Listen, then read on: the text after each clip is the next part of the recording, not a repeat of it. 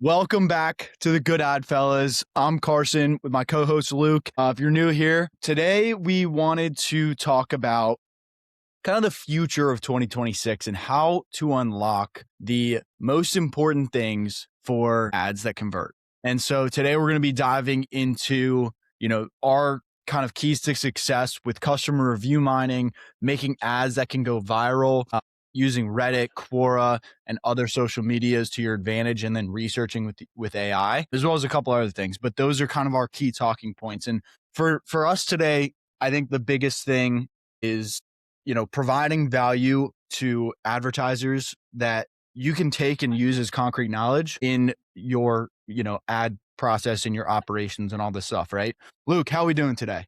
Mate, I'm doing really well. I think what is clear to me is the game is being won in who can do the best messaging and angles. And with Meta's algorithm, it's been live for the last 2 years now. With Meta and Domino, we know this as a group, and this is what we've been seeing in our own communities that we work with. Carson, is that you need to understand what signals you're sending to Meta. Meta is an algorithm. Like if you're naturally prompting it, it's the exact same thing. So in today's video, I think it's really important that we explain how we find the highest signal source, and that comes from customer reviews, that comes from Reddit, that comes from Quora. We're about to do a bit of a deep dive in it, so get ready. But I'm pumped, Carson. You pumped? I'm pumped, dude. Let's get to it. So for Let's go. customer review mining, let's start there, right? Yeah. Like the gap Maybe, between brands that are what is it? What is it, Carson? We'll start fundamentally. Start right at that beginning. What is customer review mining to you? What does it mean? for me, it's taking the best and worst and really finding what lies in the middle ground of where you can improve and using Mm, those angles to direct your ad. So it's like you've said before, like the 3-4 stars are kind of the reviews you want to look at, correct. but the 5 stars are what you mostly want to use. And then I think 1 stars can be great if you're able to get a good 1 star that you can use in advertising. I've seen brands like Liquid Death do it. I've seen brands like Overnight Oats do it. You can use 1-star reviews in negative marketing tactics to kind of flip the point, but Mm, it has to be good enough for you to use it, right? And that kind of yeah. depends on the context. For for 2026, the gap between brands that are winning and brands that just waste budget on creative or production quality, it's just about depth of research, in my opinion, right? Everybody who's printing on paid social, they're doing one thing differently. They know their customer better than their customer knows themselves, Yeah. right? This episode and this segment specifically is to kind of help you be able to pull that information, right? So for customer review mining, right, your customers are already writing your best ads. We've said it before. We'll say it till the day we die. You have to take them and know how to use them, right? Mm, So review mining is the process of pulling in the language, the pain points, the desires, the transformations, and using that raw material for ad copy, mm. right? So places where do you think some of the best places to take those customer reviews is, Luke? So, I mean, first of all, I think Trust Pilot is a great place. Not only your own brand, but competitors' brands. I think that's a really good place to look. Sorry, we're good. So yeah, I would look at definitely Trust Pilot on your own reviews, but also customer reviews, like competitors' reviews. Sorry, I also look at Reddit and look at Quora. They're not reviews as to say, but what you can do is understand the conversation that's happening, not only around the product, but around the kind of zeitgeist. Right. So, a good example is Bruin scaled very quickly in the early days of GLP-1. That was the big kind of zeitgeist angle they saw. And I presume they picked it up not only from their own reviews, but they also picked it up from Quora and Reddit. I think you and I jokingly say Quora, Reddit, and X, actually, X is a really good one, is like the water cooler of society online. And I think if you can really understand the sentiment and understand kind of what themes are coming through, then you can essentially strike like lightning because you know exactly what keywords are resonating with your audience at the current time. As you say, Carson, it's now my favorite quote. You don't market to a static market, you advertise to a marching band. The market is always moving. So to keep up, you need to look at what they're saying online. But yeah, definitely Reddit, Quora, Trustpilot. So I think any other places. Again, this is a weird Amazon. one, but like Amazon's a great one. Yeah, Amazon's fantastic. But I would say like post-purchase surveys, they are phenomenal. Like if you can get that dialed in, do that once a quarter, you can really understand why people are buying. And a little hack that I would advise companies to do is if you want to segment as quickly as possible your top 20% of spenders, and then send them a post-purchase survey, and then send your 80% a post-purchase survey, and look at the correlation and see what the difference is, and then make some assumptions. That's what I would do. I want to hang on to this post-purchase survey for a Mm, second because in my personal opinion, I think younger brands, smaller brands have way more to benefit and to use from post-purchase surveys than bigger brands because I Yeah, think the data means more and you are able to use this in a way that it's going to help you grow your brand even quicker, right? You need to get to escape velocity and grow to the point of where you're breaking even and being profitable when you're that young, right? Like whether you're yeah, getting funding, whether you're bootstrapped, whatever, you're trying to get there as quick as possible, right? And you don't yeah, have fully the agree. budget to throttle to all these different ads to see what works, right? So you've Mm. got to make the most of it. And if you can use these post-purchase survey responses and, even just try and call or email your customers to get more information, it's going to benefit you so much more, right? And I like completely agree. Fully agree. when it comes to what to look for, these are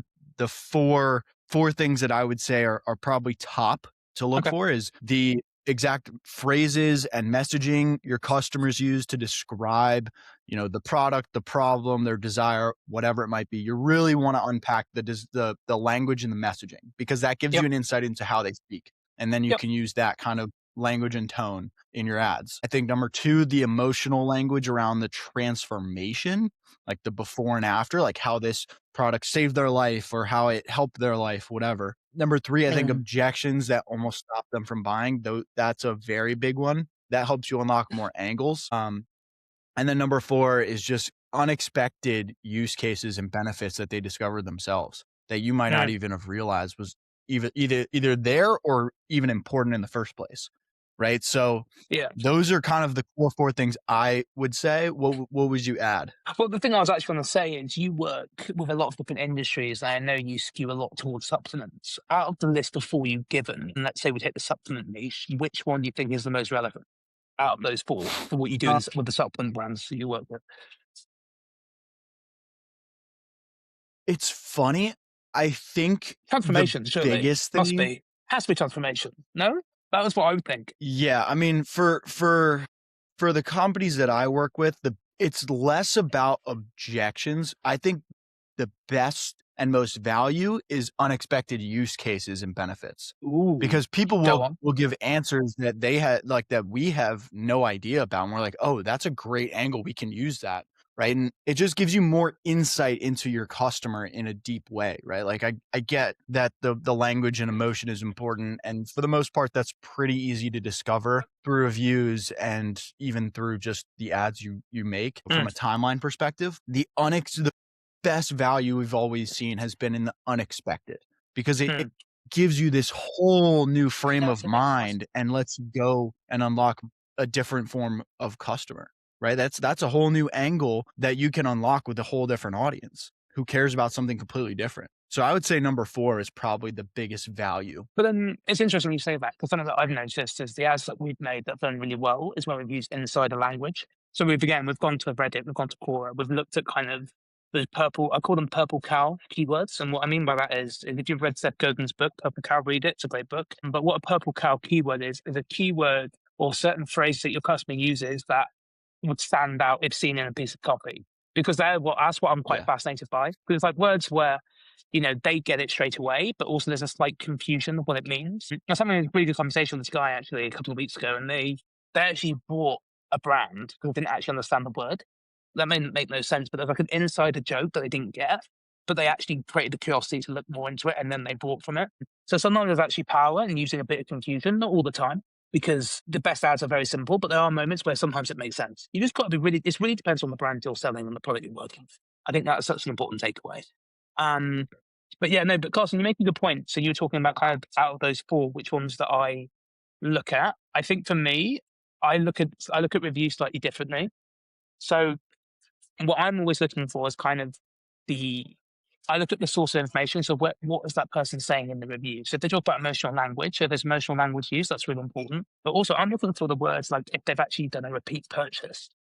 Because if you've got emotional language plus a repeat purchase mentioned in that actual review, then that is really important to look at. That's scored very highly in my matrix because it actually shows not only is this product amazing, it also is a repeat purchase, which implies intent. And that is really important, not only for Meta ads, but also Google ads. Because Google ads, again, if you look at Google ads, it's more of an intent purchase there. So I always look at repeat purchase, emotional language. and then use case. But I didn't think about your use case. That was quite interesting. That's clever. That's really clever. Yeah. But do you think where do you think a lot of brands go wrong then with this kind of thing? Because they look at reviews and do you think they whack it into a spreadsheet and never use it? Where do you think they go wrong? I think honestly, a lot of brands go wrong by just looking at the good reviews. Yeah. The 5 star. Too I much on the think 5 star, maybe. yeah, I think there's too much of the 5 star, really. I think where, as you have preached time and time again, is that you need to look at the 3, 4 star. Yeah.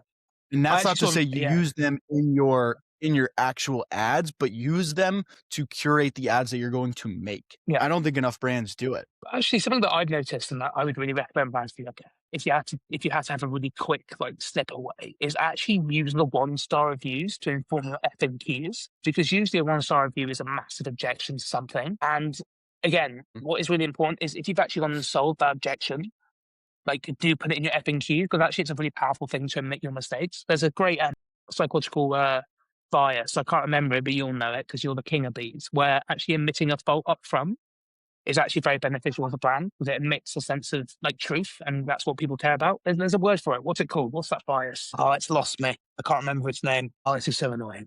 You know what I'm talking about, don't you? Where you admit a fault to a benefit, and then people actually believe you more. Oh, I can't remember the name. Okay, but Halo that effect? is it.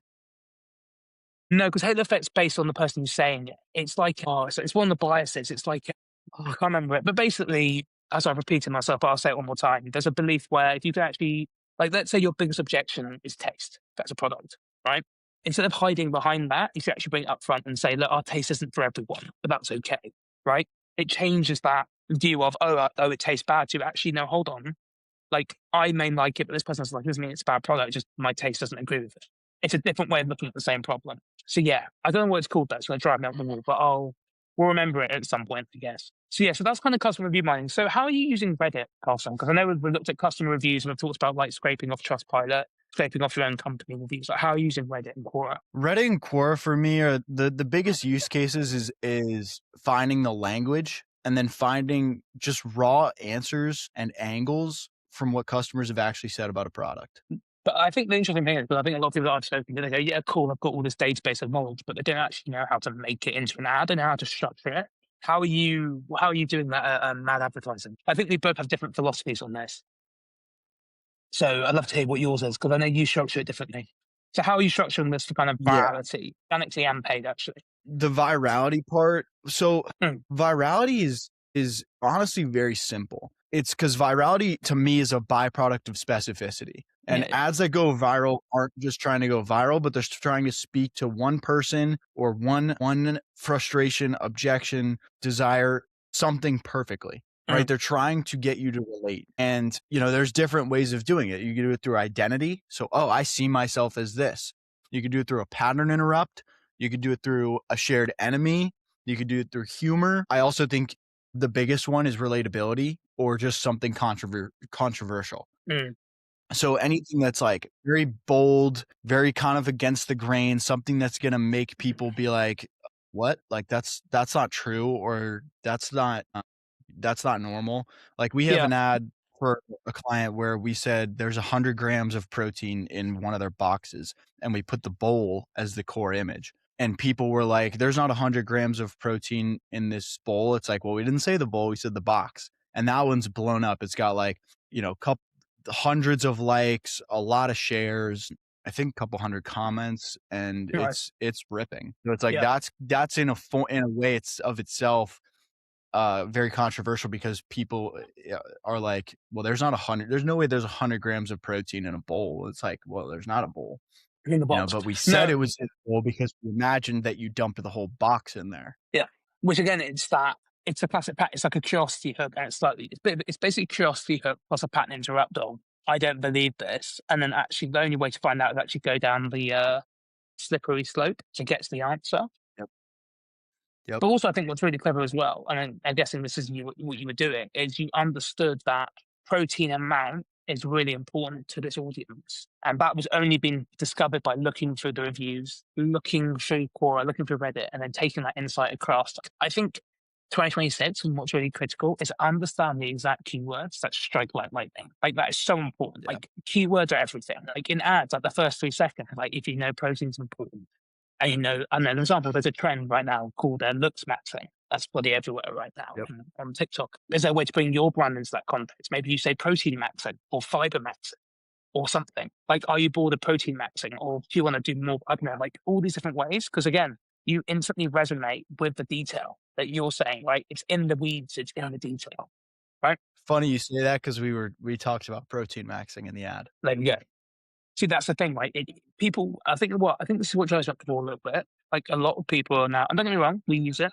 I'm not saying it's a bad thing, but a lot of these AI tools being used, they speed up the process, which I understand. But I think people are speeding up the wrong part of the process. A lot of people will look at an ad and go, "Oh, I can make that ad in 2 minutes." The reason why that ad took 2 minutes is because Carson or me has done like 5 hours of research for that ad, right?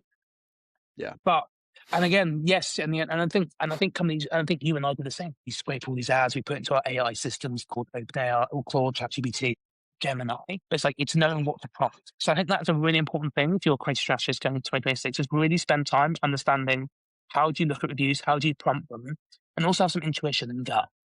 But that's probably how you do it as well. Like there's a gut feeling, right? Where do you think brands go wrong with the virality standpoint? Because I have my own idea of this, but I'm very interested to see like what you think here.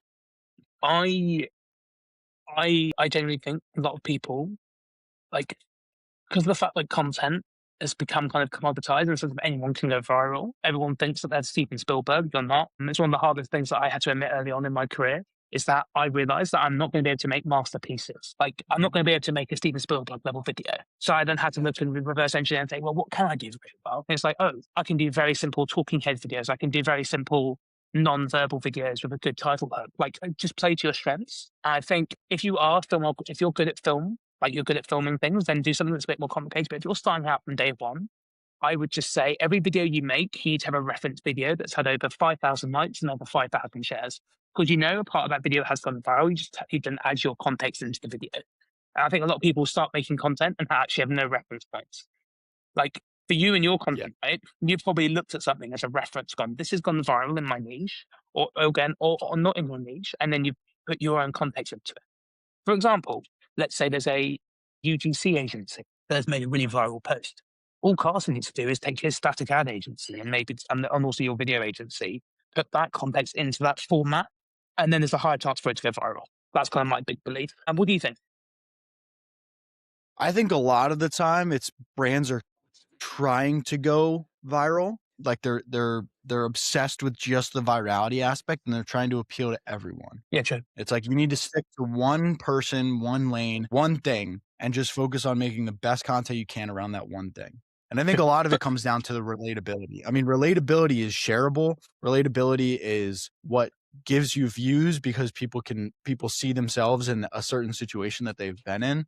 Like I always come back to relatability. I think that's such a big aspect of advertising that we have overlooked in recent years. And I think we're at the point now that relatability becomes storytelling. Well, I just think like again, I don't know, like when you're starting out, it's okay to copy quite aggressively. I think what happens, and this is what happened to me, is you copy at the beginning and you get frustrated by your copying and actually then build your own stuff. I think what's really important is you just want to maximize that first video that goes viral. Because I remember when I started out, I mean, look, I remember when we first started this podcast, I think I was doing like 1,000 views a month, and now I'm up to like 4.2 million at the moment in views this month. And again, just off burner accounts, so not like personal brand content. I will start doing that, but not yet. But what I've learned is like when you get that first viral video, it's just you believing yourself.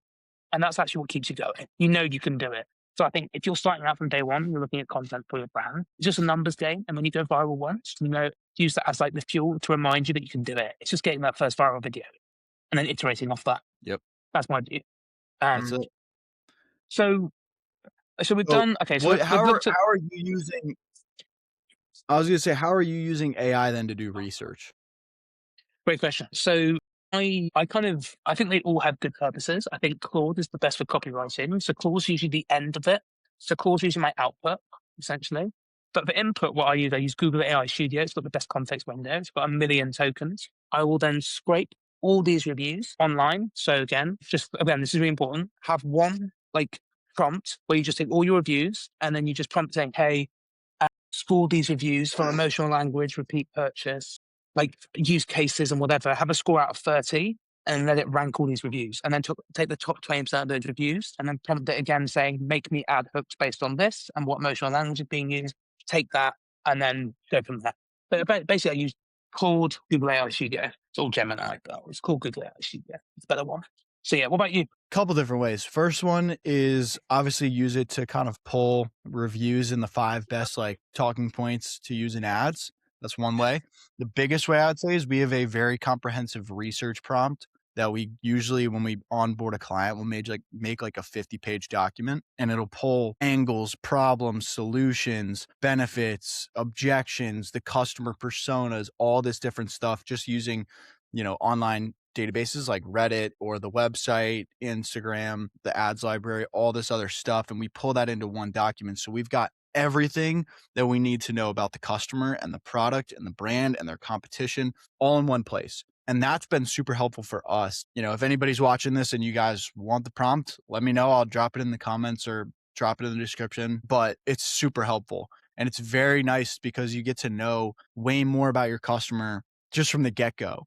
And then you obviously can add and take away as you get more familiar with everything. But that's been like the biggest way that we use it for research, is putting in this prompt and really telling whatever system I use at the time, whether it's Claude or ChatGPT, to go and find this information. So what I was saying was, when you get this database of all these reviews, all these keywords from Reddit, stuff from Quora, really simple prompts you can ask is like, what emotional triggers appear most frequently? What phrases correlate with conversion? So again, that's really important. So when you look at a review and they say they've purchased it, see what phrases they're being correlated. That makes sense. So if someone says, "Oh, I'm about to order my next. I'm going to do another. I'm going to order this again." See what words they've used to talk about the problem. That is a really good review because it actually says, "Oh, these are the phrases that we use that actually led to a conversion." That's a really important thing to look at.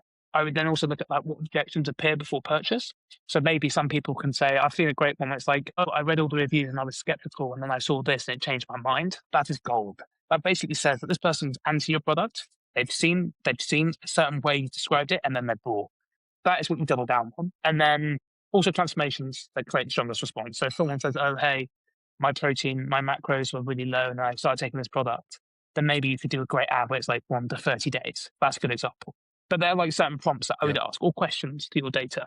But yeah, that's what I'd look at. Money. Is there a go-to prompt that you have, like a single question? Is there like one where it's like, I don't know, and what's your biggest? Is there like one where it's like, find me the most wackiest review? Like, do you have one like that, or is there one that's like completely left field? Not particularly. For the most part, they're all pretty like part of our SOPs, and I think like they're pretty in depth. I don't think there's just like a short, quick one that we use for the most part when we're using it for clients and stuff. Like maybe if I'm making spec ads, I have a pretty simple one, but for the most part, they're pretty detailed. Okay, fun. Okay. I would like to ask people what their throwaway prompt is. Because I've done them. I've done ones where it's just like, make like which reviews would a 5-year-old understand. That's quite a fun one because you see where it pulls up. But do be conscious of, because sometimes it does hallucinate and it pulls out a review that never existed. You're like, well, this is not a review that my customer would make. So always double check. Claude's Yeah. quite good for that. I feel like Claude is more honest with you than ChatGPT. I feel like ChatGPT will basically tell you that you're a genius. I don't know if you've had that Yeah. before. I've been Yeah. using Claude a lot more and switched over to that from ChatGPT because I just haven't been happy with it. And it's been starting to glitch out a lot more. And I'm like, all right, I'm done. Yeah. Yeah. Like yeah, no, I agree. I mean, I'm trying to think, is there anything else that we need to talk about now in this episode? I mean, I think for me is, how do you unlock winning angles? It's very clear to me that the key to winning ads isn't actually just about making better ads. It's just having better systems to discover them. I would say, customer reviews, Reddit, AI, historical performance, like that's all it needs to be in the mix. But I think building systems that allow you to find these angles quicker and scale. The best ever like order I've ever seen is you do static ads as a prototype. So they're the best ads to do at the beginning because you can quickly test angles. And if they do really well, then do video. If video does really well, then do landing pages. And if landing pages do well, then do full funnel, do email, do whatever. Like, it's all about who can have the fastest feedback loop. I think that's a really good way of looking at it. Anything you want to add on to that, Carson? No, just that find your angles before you do anything else, because that's what's going to give you your ideas and get the wheels turning. Angles are Fully the agree. most important thing in my opinion, because that's what your customer cares about, and that's where the ideas are going to come from, because you're going to know how to attack it. I fully agree. And I think that's something that we need to understand is like if you're a small brand and you're scaling, you can scale your brand with one good angle, and like one good message and angle. Look at Grooms. Yep. I mean, they started out, they literally scaled their company on one angle, GLP. Like right now, if someone said to me, what trend would you back? And look, No, for accents. them, it wasn't even GLPs to begin with. What It was it? was taking better poops. Oh yeah, sorry, it's better Poops, wasn't it? Yeah. That was their angle. Yeah, And that then one's yeah, that's a newer one for them. like and they've scaled really fast on that. So I think that would be the life lesson here is you need to find one angle message and and don't again like you could have a creative testing budget, a campaign that does $50 a day, and then when you find ones that hit your CPAs, then you can move it to a proper campaign. Yep. Simplicity is the winner here in 2026. Don't overcomplicate things. Yeah, that's kind of my last parting words of advice. Same. Hey, Yeah. Well, I appreciate everybody watching, and thank you guys as always for tuning in. Like, comment, subscribe, send this to somebody who might like it, and help us grow a little bit. But we appreciate yeah, everybody watching, and and looking new forward thumbnails. to next week. And new Yeah, some new thumbnails are out now, thumbnails. so we're cooking. But anyway, we'll see you guys next week, and we'll have a guest. I'm putting pressure on myself. We'll have a guest. But peace. We'll chat soon.